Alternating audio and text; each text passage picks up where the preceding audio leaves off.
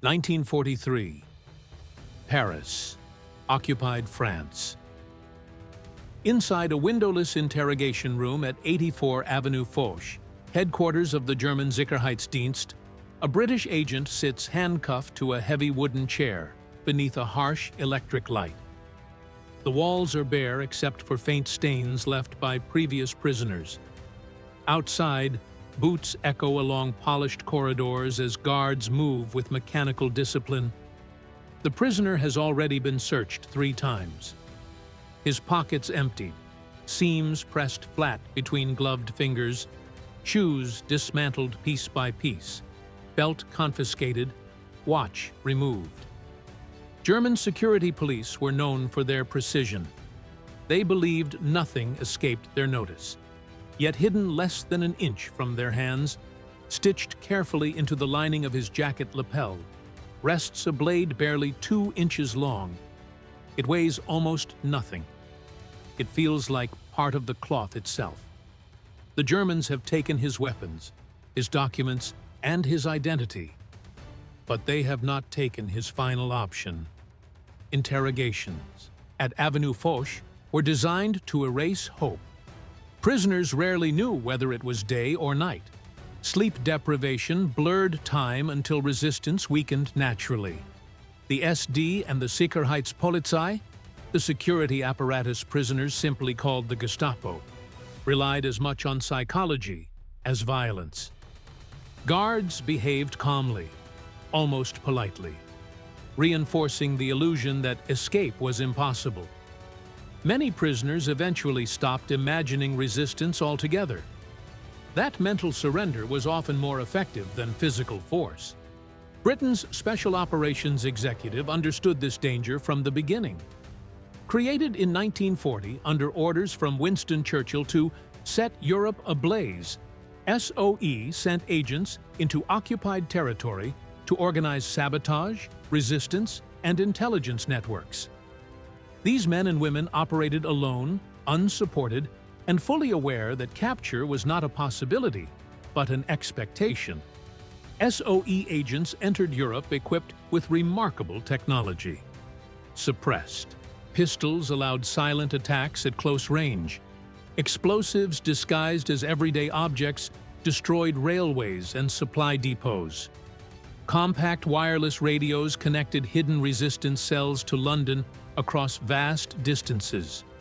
British engineers built devices specifically for secrecy and deception.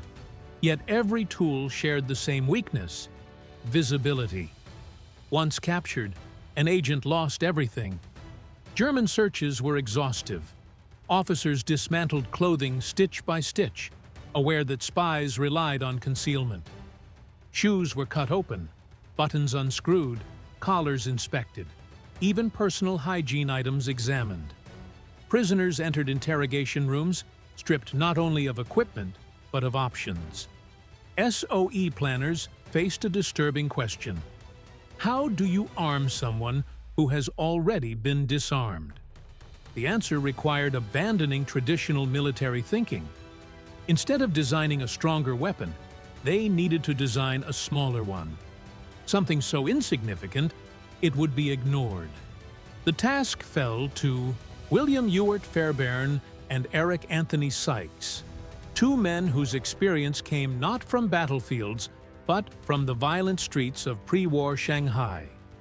Serving with the Shanghai Municipal Police, they had confronted organized crime, riots, and assassination attempts on a near-daily basis. Fairbairn survived numerous knife encounters and developed a brutally efficient philosophy of combat focused on speed and survival rather than honor or technique. Violence, he believed, was decided in seconds. Together, Fairbairn and Sykes had already created the Fairbairn-Sykes fighting knife, a slender dagger issued to British commandos and paratroopers. Elegant and deadly, it symbolized offensive warfare, but it was far too large to survive a Gestapo search. The new challenge demanded invisibility. Working at Station 12, Aston House in Hertfordshire, they began reducing the concept of a weapon to its absolute minimum. What emerged was the lapel knife, sometimes called the thumb dagger, AE, blade barely longer than a finger, lacking a traditional handle and optimized solely for a single decisive thrust. The genius of the design lay not only in size, but integration. The sheath contained tiny perforations, allowing it to be sewn directly into clothing. Tailors embedded the knife into jacket lapels, shirt collars, trouser seams, or coat linings so naturally that removing it required deliberate effort. Production likely occurred in Sheffield, Britain's historic blade-making center, while leather components were handmade near SOE facilities. Variants soon appeared: sleeve daggers for longer reach, insole daggers hidden inside shoes, and versions fitted with lanyard loops to prevent loss during struggle. All were finished in matte black to eliminate reflections under artificial light. Training with the lapel knife emphasized psychology as much as technique. At remote schools, such as Arisaig House in Scotland and Beaulieu in Hampshire, instructors taught recruits anatomical, targeting through diagrams known as the timetable of death. Students memorized arteries vulnerable to rapid incapacitation: the carotid artery in the neck, the subclavian beneath the collarbone, the femoral artery in the thigh. Movements were practiced repeatedly until they required no conscious thought. Later, medical analysis showed the predicted timelines were optimistic, but accuracy was secondary. Agents needed belief that capture did not equal helplessness. The intended use scenario was stark: a restrained prisoner, hands cuffed but mobile enough to reach clothing, a guard standing close, confident and distracted. The agent adjusts a collar or shifts uncomfortably. The blade slips free unnoticed. One sudden strike produces confusion, measured in seconds. The weapon was never intended for prolonged combat. Its purpose was disruption, a moment of chaos sufficient to seize opportunity. In a guarded headquarters filled with enemies, seconds might represent the difference between death and escape. Records become uncertain beyond theory. Despite extensive research through declassified files and memoirs, historians have found no fully verified instance of a lapel knife being used in interrogation escape. Canadian SOE agent Frank Pickersgill attempted escape from Avenue Foch using a broken bottle rather than a concealed blade, demonstrating both the desperation and courage of captured operatives. Many SOE records were destroyed after the war, and secrecy restrictions limited historians for decades. Official historian M.R.D. Foote later described the organization as one whose full story might never be completely known. Whether the lapel knife saved lives remains unresolved. Yet the weapon's importance lies less in documented use than in philosophy. German intelligence organizations such as the SD and Abwehr emphasized surveillance, deception, and control. SOE emphasized resilience, ensuring agents retained agency even under total domination. The existence of a hidden weapon altered psychology on both sides. An agent who believed escape remained possible behaved differently under interrogation. Confidence complicated enemy expectations.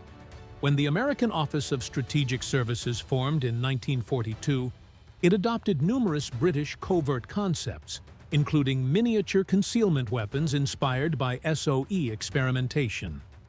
Cooperation between British and American intelligence accelerated innovation across the secret war, producing tools that blurred the boundary between engineering and espionage.